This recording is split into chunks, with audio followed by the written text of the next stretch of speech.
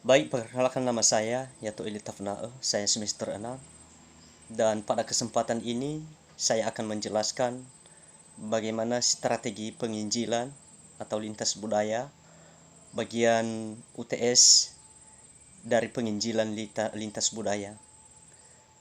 Yang sebelumnya, strategi penginjilan lintas budaya ini sangat diajarkan oleh Tuhan Yesus dalam Markus pasal 4 ayat 1 sampai 34. Dia mengajar dengan memakai perumpamaan apa yang sudah ia lewati dan apa yang sudah terjadi sebelumnya.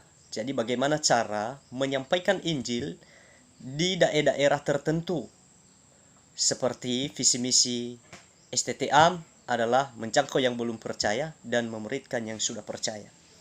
Jadi dalam strategi penginjilan lintas budaya ini, banyak hal yang kita pelajari di dalamnya, yaitu bagaimana cara memahami budaya lokal tersebut yang kita sampaikan Injil, atau bagaimana cara kita dalam memasuki budaya atau daerah tersebut yang belum kita pernah datangi. Jadi dalam hal ini dijelaskan oleh strategi misi, yaitu dengan cara-cara kita harus memahami budaya terlebih dahulu, dan kita harus memahami atau berkontekstualisasi bagaimana budaya tersebut harus kita utamakan, lebih utama Injil daripada budaya itu sendiri. Dalam hal ini, menjadi seorang penginjil bukan hanya saja mempersiapkan diri untuk menjadi penginjil. Yang pertama, memiliki hati yang sudah bertobat dan memiliki sifat yang seorang Kristus, merendahkan diri, bahkan dia rela dicaci di sana, dia rela dianiaya di sana, dia rela untuk diejek-ejek di sana, sehingga pun melalui penginjilan tersebut nanti kadang hamba Tuhan menyerah dalam situasi tersebut. Tetapi diajarkan kita bagaimana strategi ini dengan cara-cara tertentu. Banyak hal yang harus kita hadapi. Yang terutama, mungkin di daerah tersebut tidak menerima dengan kondisi kita kalau kita katakan kami sebagai hamba Tuhan. Nah, itulah namanya cara bagaimana berkontekstualisasi dalam budaya tersebut, atau seharusnya apa yang harus kita perbuat di dalam penginjilan lintas budaya itu sendiri. Yang pertama di sana, ketika kita memberitakan Injil dalam daerah tersebut, kita harus memahami bagaimana bahasa mereka atau bagaimana bahasa yang mereka pakai sehari-hari. Itu yang lebih utama kita pakai. Karena dalam bahasa sehari-hari perlu juga membangun komunikasi dengan orang-orang yang kita injili atau dengan daerah yang kita kunjungi tersebut untuk memberitakan Injil. Yang kedua, pandangan hidup. Bagaimana kita memberikan pandangan hidup terhadap orang-orang yang kita injili, atau bagaimana hidup kita bersaksi tentang Kristus, apa yang sudah kita alami, apa yang sudah kita rasakan, apa yang sudah pernah Tuhan jawab doa kita. Lah, melalui penginjilan tersebut, melalui kesaksian kita tersebut, kita bisa memberikan pemahaman bagi orang-orang yang belum percaya atau bagi orang-orang yang belum diselamatkan melalui Injil Kristus tersebut. Yang ketiga, nilai-nilai.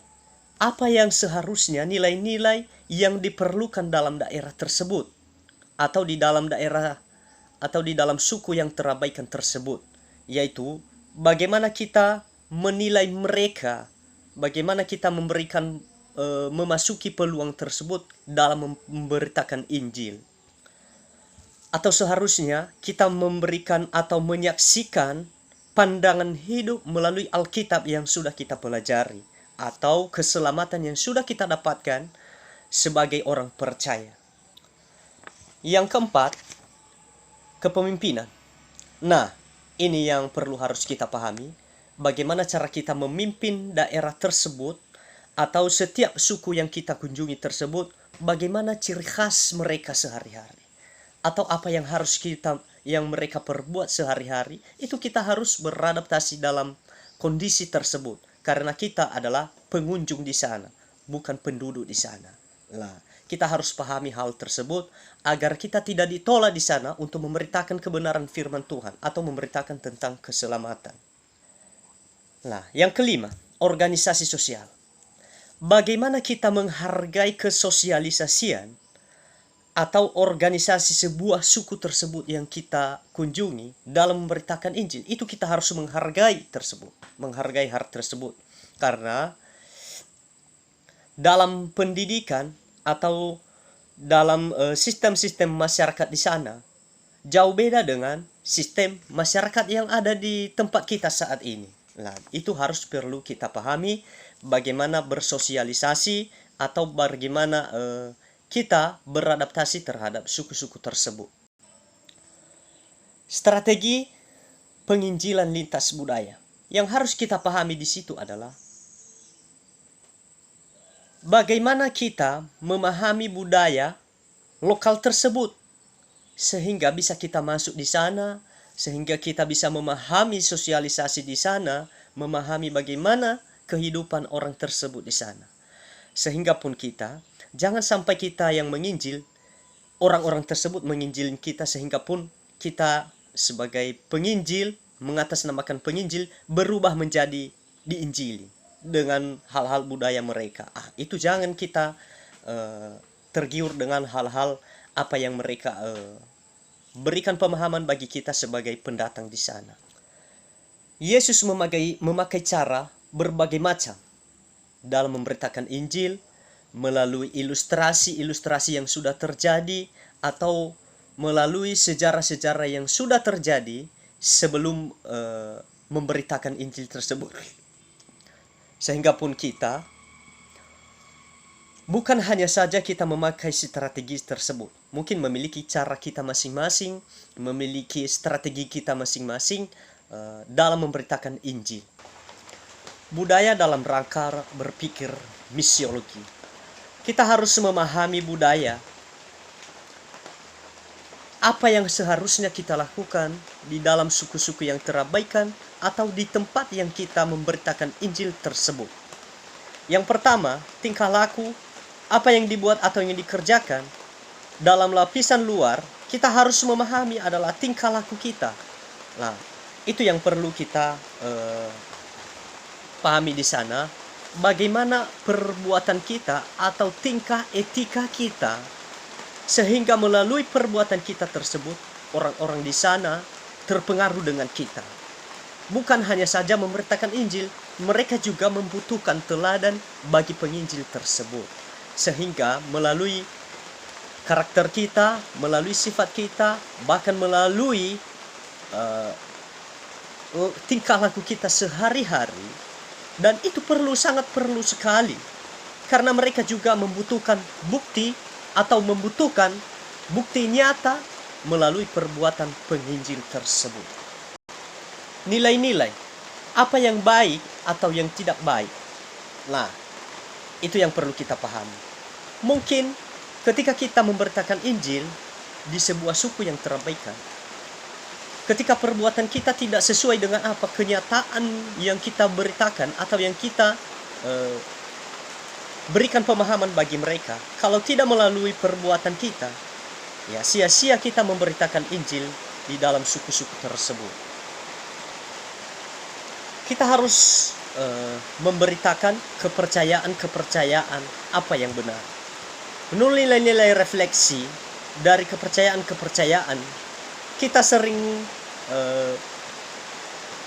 bertolak belakang dari kebenaran tersebut, rangka antara suku dengan suku, sehingga pun dalam hal tersebut kita harus menempatkan bagaimana seharusnya kepercayaan apa yang harus kita percaya, atau kepercayaan apa yang sebenarnya yang harus kita teladani. Nah, itu juga sangat perlu, karena di dalam memberitakan Injil sangat susah, rumit caranya itu.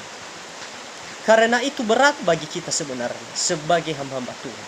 Tetapi karena ini adalah perintah atau janji di dalam Matius pasal 28 ayat 19 sampai 20. Pergilah, jadikanlah semua bangsa menjadi muridku dan baptislah mereka dalam nama Bapa, Anak dan Roh Kudus. Nah, jadi bagaimana kita harus masuk di sana? Bagaimana cara kita memasuki suku-suku terabaikan tersebut?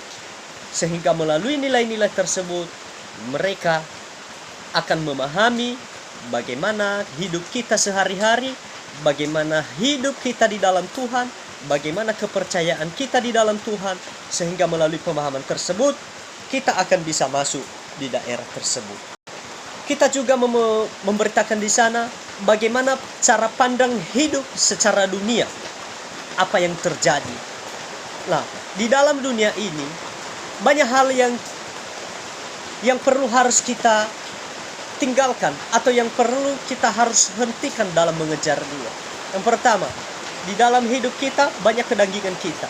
Jangan sampai salah arah kita. Jangan sampai salah sasaran atau salah tujuan kita dalam memberitakan Injil tersebut. Karena kita adalah memenangkan jiwa, menarik orang-orang dalam terang yang ajaib, agar mereka diselamatkan dari hukum maut atau dari hukuman dosa. Lah, bagaimana kita harus menanalisis budaya tersebut agar tidak terjadi kekeliruan, agar tidak terjadi masalah kesalahpahaman antara penginjil dan yang diinjili. Nah, harus kita memiliki tahap-tahap fenomena tersebut, fenomenologis. Kita harus melakukan pendekatan terhadap kepala suku. Nah, ketika kita sudah dekat terhadap kepala suku tersebut, mungkin ia nanti memerintahkan masyarakatnya supaya kita, penginjil, bisa masuk ke sana. Bagaimana supaya kita bisa memberitakan Injil di sana? Yaitu kita harus mendekati terlebih dahulu kepala-kepala suku, atau kepala desa, atau kepala lurah, di mana kita memberitakan Injil. Sehingga pun ketika ada masalah, ketika ada konflik, ketika ada permasalahan, kita akan dibela oleh kepala-kepala suku tersebut. Nah, itu yang perlu kita harus pahami. Bukan hanya saja memiliki hati untuk menginjil, tetapi tidak membangun komunikasi antara satu dengan yang lain. Lah, bagaimana kita mengetahui realita kehidupan di sana? Ya, itu tadi harus membangun komunikasi, mempertanyakan hal-hal apa yang bisa kita lakukan dan apa yang tidak bisa kita lakukan.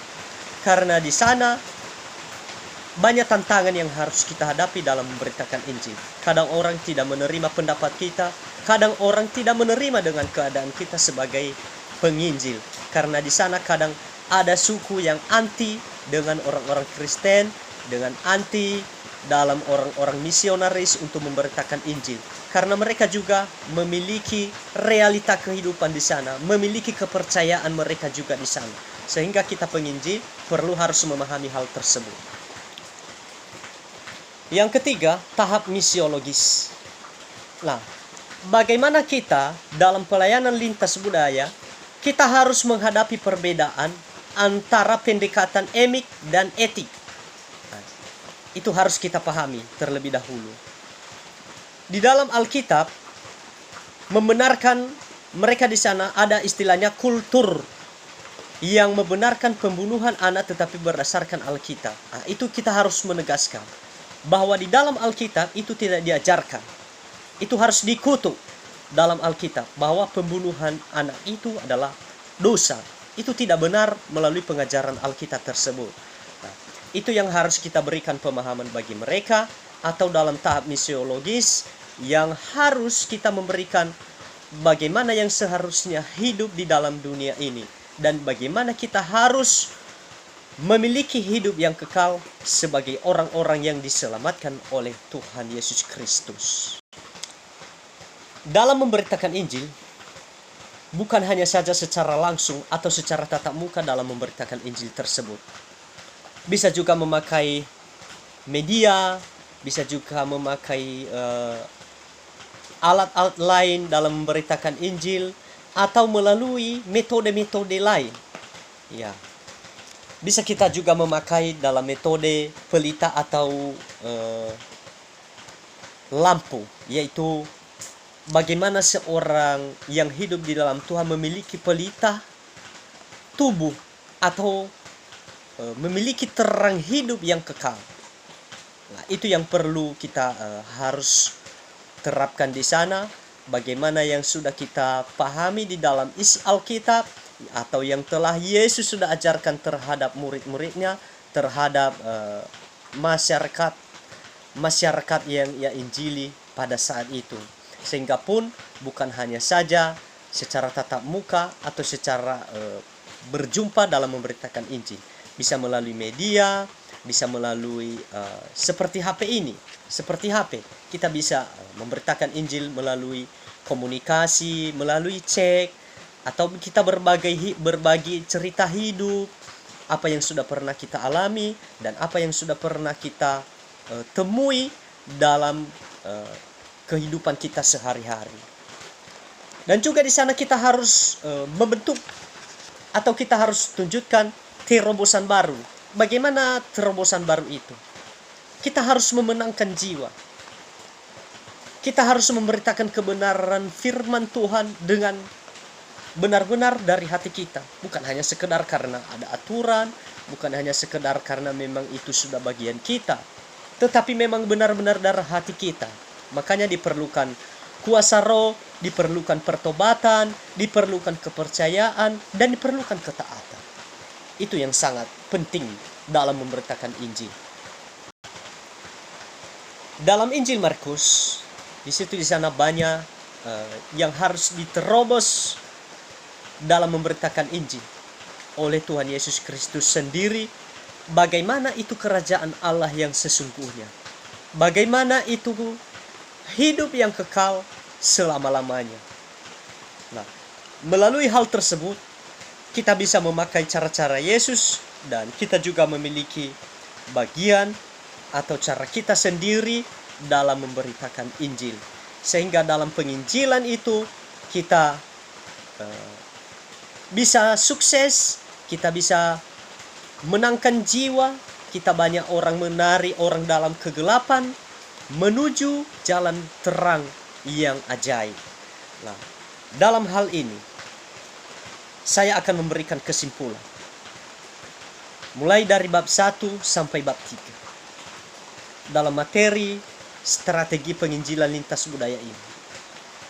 Yang pertama, kita harus melakukan pendekatan terhadap kepala-kepala suku, dan kita harus memahami bahasa mereka sehari-hari dan bagaimana otoriter hidup mereka di sana, dan apa yang harus kita pakai strategi kita dalam memberitakan Injil tersebut.